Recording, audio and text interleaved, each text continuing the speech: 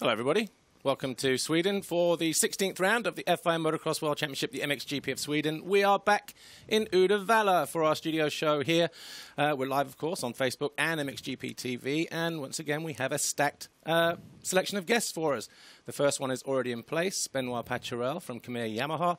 We have Alessandro Lupino from Honda Red Motor Asamotor, and Steve Dixon, of course, Monster Energy DRT Kawasaki owner and also promoter for this year's Monster Energy Motocross of Nations.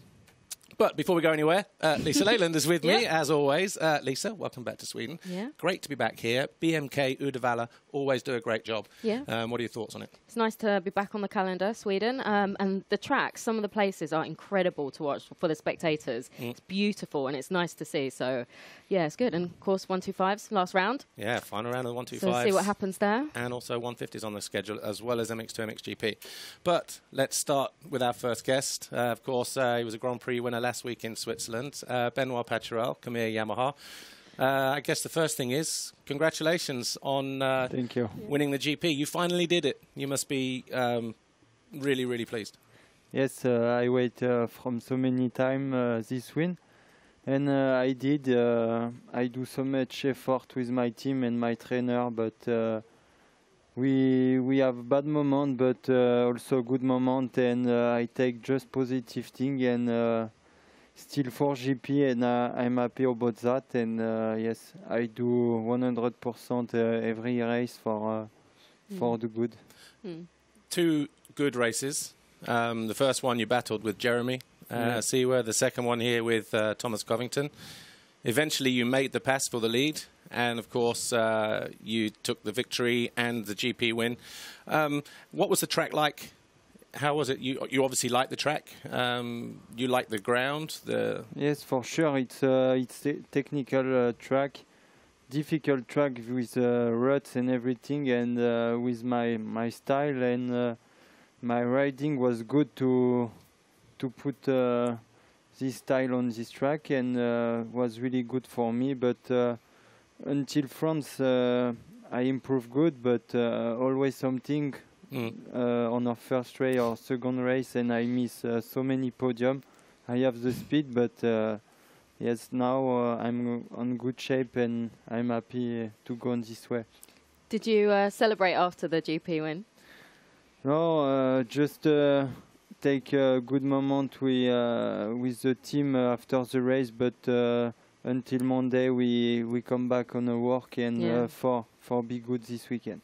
Now, this was your second race victory in MX2, wasn't it? Your first race victory came at your home GP in France. What was more special for you? Was it winning the race in France, or was it winning the GP in Switzerland? For sure, the two things, it's really nice. But in France, it's so nice moment to win the race in front of my public. But yes, I miss also for small points the GP, but yes, to win one first GP, it's one thing really nice, and it's the first time, but you never forget that. In Switzerland, when you won the second race and you won the GP, was that more special that you win the GP with the race victory than take second place? Yes, sure. Yeah. Because yes, I do many times second place on a hit, and it's my goal to win and become world champ. But yes, this year it's not possible to become world champ. But I never give up, and for future I do 100% for become on my goal. Well, this season, last year you finished third. Yes. This year. It looks like it's been a difficult season, but you are still third in the championship, because I think the last few races you're finding more consistency. But why has it been so difficult, you think? Yes, it's easy. I take just bad start, and always I need to come back and fight mentally for every week for accept. And yes, we have problem with the start. I don't know why, but. I battle from the start of the season with that, and I think if I start every race on top 3, I can win every weekend or battle for podium every weekend. But now, yes, Jeremy and Paul, he take a big gap, but I just want to finish good the first for La GP for be prep on MXGP. Cool. Yeah. Well, this year Team France are the defending champions at the Monster Energy FIM Motocross of Nations. Last year you were part of the team, but this year it's Dylan Ferrandis. Slightly disappointed by that? Yes, a little bit for sure, but it's like that, and yes, we will see. My goal is just to finish good my season, and I accept the decision, but I support the team 100% of this guy. You said you support the team. Will you be going to Matterley to support Team France? I don't know yet, but just maybe I do the stage before the race, but yes, we will see. Okay. And just looking at the image there from the podium in Italy last year, the Motocross of Nations is probably the craziest race, the biggest podium, the biggest atmosphere. What was it like for you with France, the winners, standing on there? Because Romain, he experienced before, Gauthier experienced it before, but for you... Yes, first time. Last year it's an incredible year for me. First podium in MX2, win the nation, and was so nice, nice moment with Romain and Gauthier, and I never forget this moment. Yes, I'm a little bit disappointed to don't do this year, but we will see for future, and I'm positive for make on the future. I'm sure you will be riding for Team France in the future. Before we let you go, just looking at the track, we had a lot of rain this morning, but the track looks very, very good. So are you looking forward to riding here in Uddevalla? Yes, for sure. I like this track. It's my first GP here in 2012 with Bud Racing, and I'm really excited to go for the warm-up now. All right. Well, we will let Benoit go off and get ready for his warm-up, because he's out in about, 20 minutes' time, something like that. But Benoit Paturel, thank you for joining us on the studio show, and all the best for the next 4 GPs. Yes, thank you very much. Right, before we meet our next guest, which will be Alessandro Lupino, let's see what happened from a week ago and what was a very, very crazy Grand Prix. The MXGP of Switzerland, presented by IXS. Here's highlights from MX2 Race 2.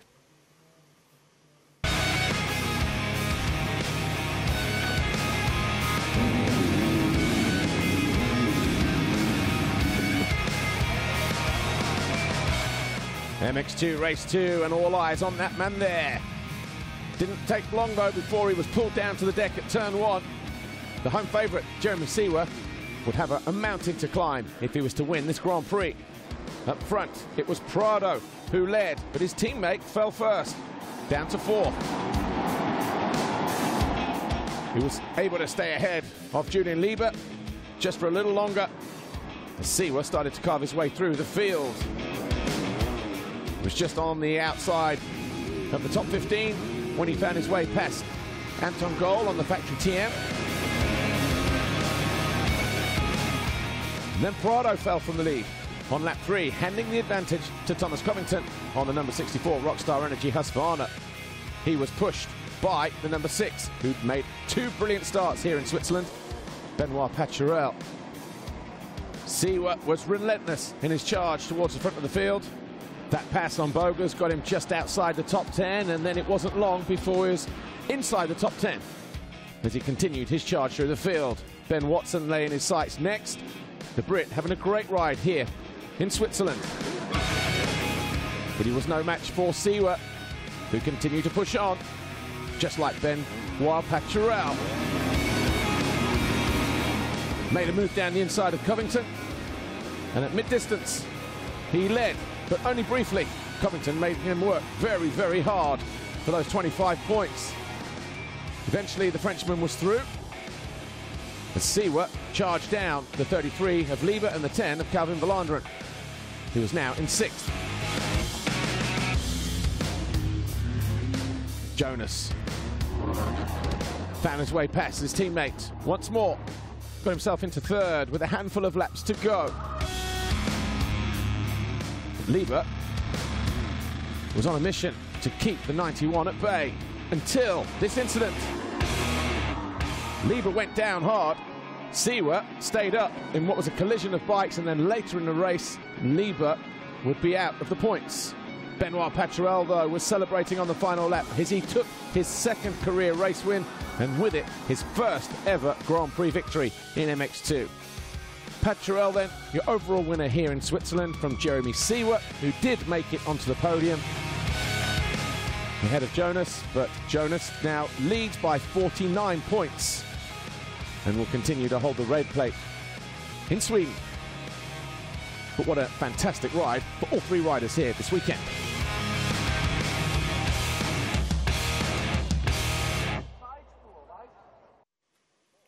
Well, we said it was crazy, didn't we, in Switzerland? We were just looking back at some of those highlights. Incredible racing in MX2.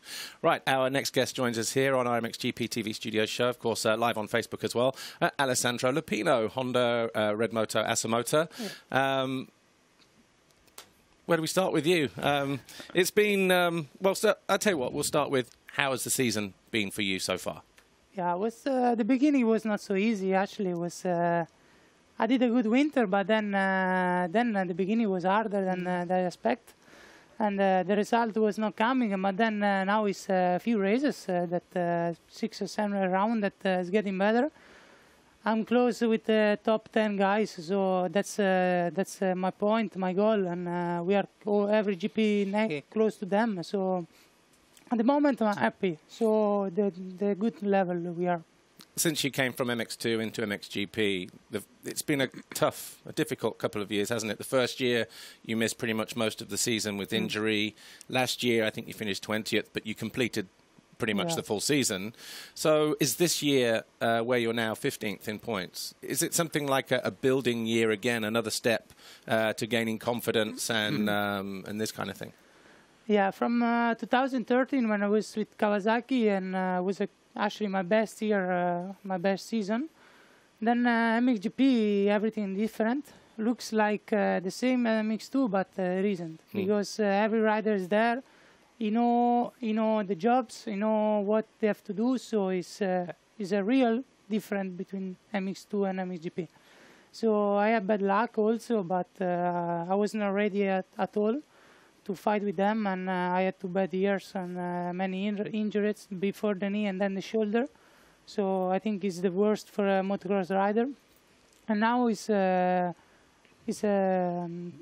building, how you say. Yeah. I'm building again a good level and a good confidence with myself. So that's a good way to work, and we will go for it again like 2013, but an MXGP class.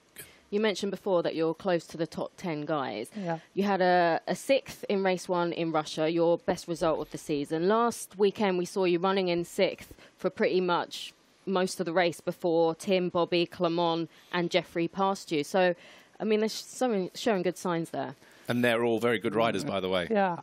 That's my goal, because if you see the name of the rider on MXGP now is so high the level.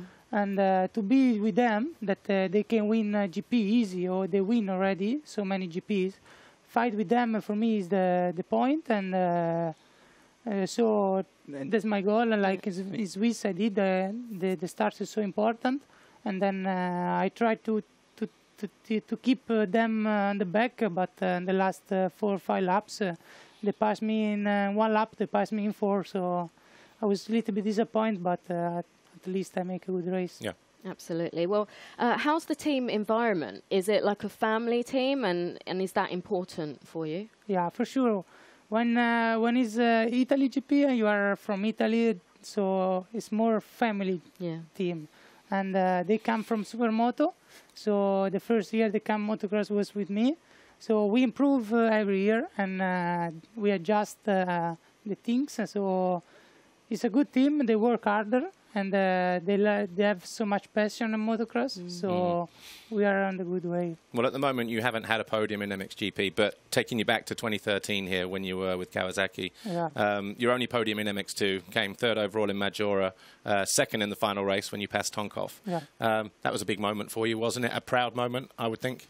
Yeah, for sure, especially in Italy, there was the people was pushing me a lot.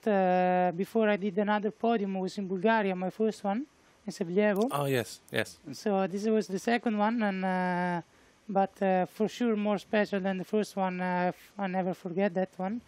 And it's a good memory, and I hope to be back on that level on MXGP. Well, we'll just take it right the way to the podium because, I mean, we've been there for the Motocross of Nations last year, so we know the atmosphere is great. So what was it like standing? I know you said it was really, really special, but the noise, the crowd, everybody was crazy? Yeah, it's something that is not easy to explain, but for sure it's one of the most emotional moments of my life. Yeah. When you are there standing on the podium, you have a feeling inside you that's amazing. And even you don't feel tired after the race. After a bad race, you feel so tired, and then after a great race, everything goes well. Also your body. So it's something really nice. Okay, well, look, more from Alessandro in a moment. Obviously, it's that time of the show again where we normally introduce a competition, but we've got something else for you this week. Right, as we said, no competition this week, but we have something even bigger and better. MXGP is close to hitting the 2 million likes milestone on our MXGP Facebook page, and we want you to help us achieve that. All you need to do is like and share the visual on our Facebook page, and you can win 2 VIP Skybox passes for this year's FIM Monster Energy Motocross of Nations at Matterley at the end of September. For more information, visit www.mxgp.com, and good luck. Not just Skybox. VIP Skybox Gold. VIP Skybox Gold? Gold. Wow. Well, Top of the range. You've got to be in it to win it. But with that said, Alessandro, you've been selected, haven't you, for Team Italy for the FIM Monster Energy Motocross of Nations. And last time you raced for the team, they were on the podium. They were third. Is that possible this year? I think it's possible. Of course, I think we have the best rider in the world. That is Tony. That helps us a lot. But at the moment, me on Mix Open, I can do the great race for sure. So Cervellin is doing great. And 2013 we did the podium with Philippars. But again, this year we can do it. There is strong teams, but also our team is not so bad. So we look forward. And then especially in England, that one of the most nice track in the world. And I've been there in 2007 to watch the nation, then when I was a kid. Yeah. So for me, it's an honor to be part of Italy now this year. So you know what it's going to be like at Matterley because that was a big crowd that day. Yeah. So as a kid, what, 2006 maybe, I think.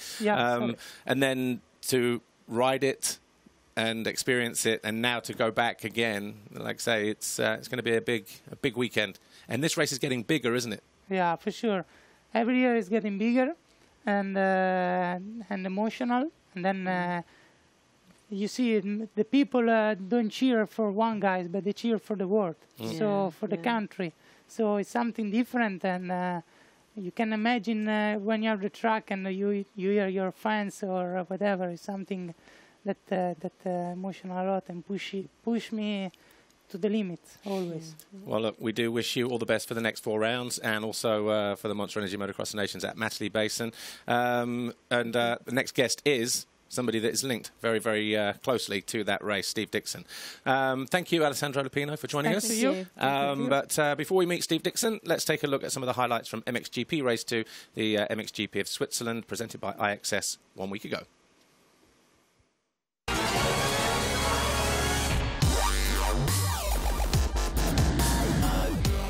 When the gate dropped for MX2 Race 2, Tonus was in a great position to take the whole shot, but it was Cairoli for the 13th time this year who picked up the Black Fox whole shot plate. But nudging him aside on the exit of Turn 1 was Gauthier Paulin on the Rockstar Energy Husqvarna, closely followed by the Red Bull KTMs of Cairoli and Hurlings, who was outshining his teammate in the early stages of Race 2. The 2 Monster Energy Yamahas of Fevre and Van Horbik were right there as well in 4th and 5th. And the HRC Honda of Geiser was there just behind him. Febvre jumped long to find his way past Cairoli, got himself up into third, and then went after Herlings and Paulin at the head of the field. Tim Geiser started to close in on his teammate in what was going to be a shootout between the two HRC boys later on in the race. Arno Tonus didn't make the best start, but he was there in 10th place, continuing to push on. But up front, all eyes were on the 84 of Jeffrey Herlings, the 21 of Paulin, and the 461 of Romain Febvre.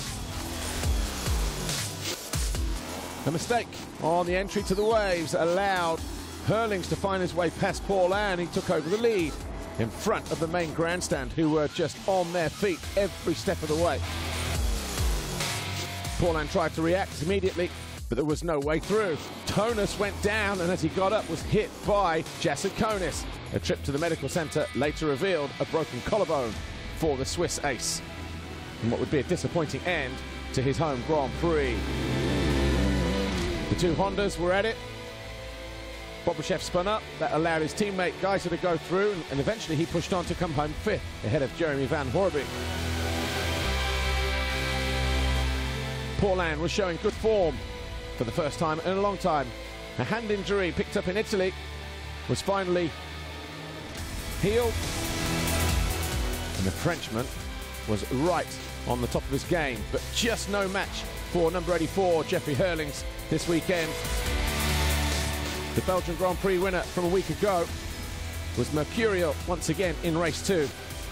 He crossed the line to take victory in the race, and along with it, his second Grand Prix victory in succession. Same share of points with Paulin, but it's the overall result that will count. Herlings' teammate Cairoli was 3rd, and he now leads by 97 points as we head to Sweden. Well, it was a memorable Grand Prix here at the 15th round of the FIM Motocross World Championship, the MXGP of Switzerland, presented by IXS. The fans turned out in their thousands, but it was Jeffrey Herlings who was victorious here in Switzerland. He's closing in on Tony Cairoli, but there's still a long way to go. Right, we're back, and they don't call him Last Minute Dixon for nothing. He's just literally arrived 30 seconds ago. Steve Dixon, team owner for Monster Energy DRT Kawasaki, and of course the promoter of this year's FIM Monster Energy Motocross of Nations. We'll talk about both hats that you wear. But welcome to our studio show. I know you're feeling a little bit under the weather.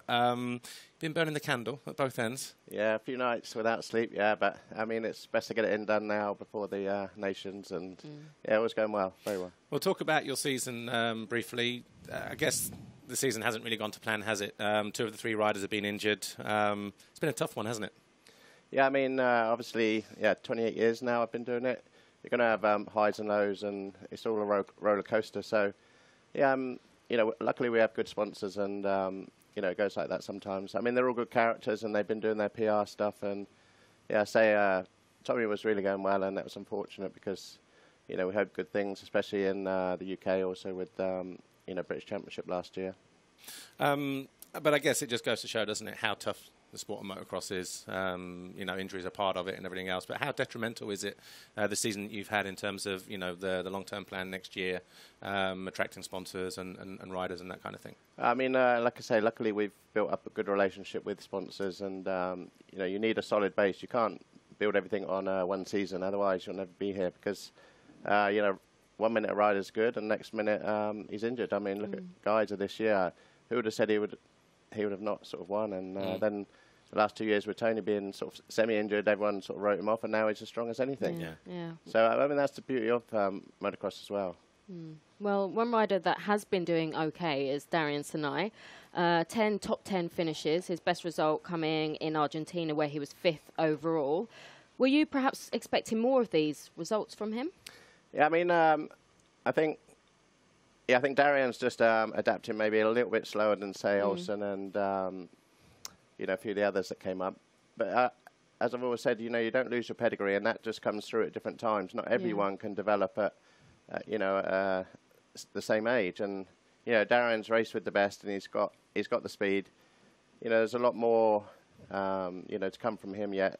you know, now he's had the knowledge of the tracks and, you know, also just living, you know, the GP life, even compared to EMX, you know, the 2 days sort of, you know, more intense ride and everything like that. And it's also double the series, isn't it? It's like 9 rounds, 19 rounds. Yeah, definitely. I mean, I don't think he underestimated it. I just don't think he's come to his best as quick as the other guys have. Olsen, you know, if you see sort of Olsen now, I would say he's tailed off a little bit compared to the fire he had at the beginning of the season. And, you know, we saw that with Arnold Tonas one year when we, you know, we won Berg, we won Valence, we won Hawkstone Park, and then come July, he hit a big dip. And then, then he came back through it sort of, you know, 6 weeks later. And it's very hard to gauge, especially now, like you say, with the 19 races, with the 4 flyaways, that was quite difficult.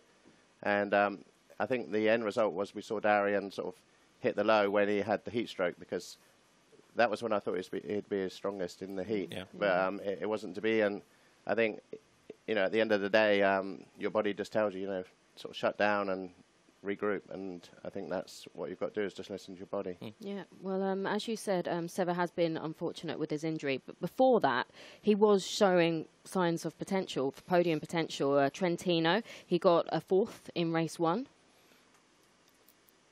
So what are your thoughts on this? Yeah, I mean, Seba worked really hard over the winter. He was really determined. He came in, to Qatar, and that blew his mind when he got pole position, and I think the nerves and that got to him.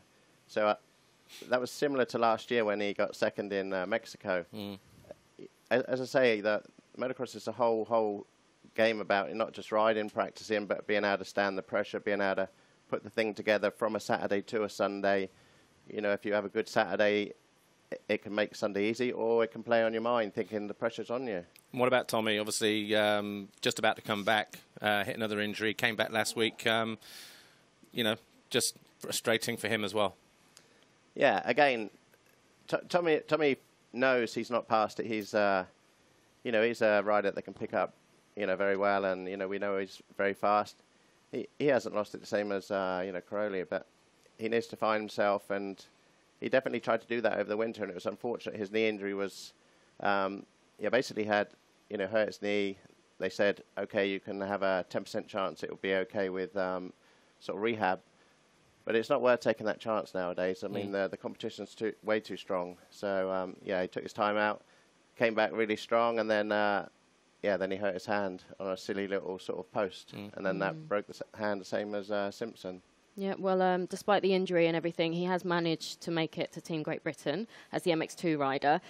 It has raised a few eyebrows, but I'm guessing that you think his place has been justified. And we've got a couple of minutes left, so we have to get through this next segment. Yeah, no, I mean, I would have chose that team anyway. I mean, I think it's the strongest team, whether he was on our team or nothing. I mean, I have enough to do that weekend. It wasn't, you know, I didn't push anyone for him to ride. I mean, that was a decision by Mark Chamberlain.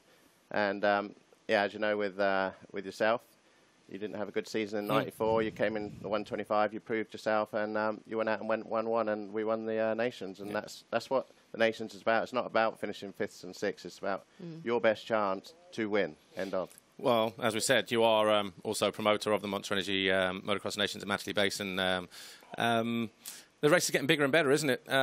Especially, I don't know, I guess you've got your work cut out a little bit, but how's it looking down there at the basin at the moment? No, it's awesome. Johnny Hamilton went there sort of 2 months ago and did some major changes. So half of the circuit is left, you know, pretty much the same, and then half is completely new with a, you know, new drop-in start, you know, bringing the fans a lot closer. Yeah, the whole emphasis is on about trying to make the whole experience, really memorable for everyone. At the end of the day, you know, we've seen images here from last year, Majora. How are tickets looking, ticket sales? Is it looking like it's going to be a bumper crowd and all of that, or how has it worked down there with the Nations? Yeah, I mean, at the moment, our sales are above both Erne and Majora, so that's really promising, and sometimes scary. I mean, you know, I'm looking at it as 2 events. The sporting event, which is, you know, I think that's, you know, that runs itself well. I mean, and then the nighttime event, which is the scary part. You know, when you've got 15,000 camping fans. Uh-oh. But, well, look, just a highlight there of what we can look forward to. That was from Maggiore last year. Matterley Basin, I'm sure, will be bursting at the seams. I can't wait to get down there. It's going to be action-packed. We'll let Steve get off now and watch his boys out there in MX2, or one of them anyway. And join us for the rest of the day on MXGP TV. What do we got? 140 for the races day, starting with the EMX 150s. 125 presented by FMF Racing is up around 3:25 this afternoon. Of course, we've got the qualifying from MX2 and MXGP as well. Enjoy your weekend, folks. We'll be back with our studio show in 2 weeks' time at the US Grand Prix, the MXGP of the United States of America. We'll see you then. Thanks for watching. Bye.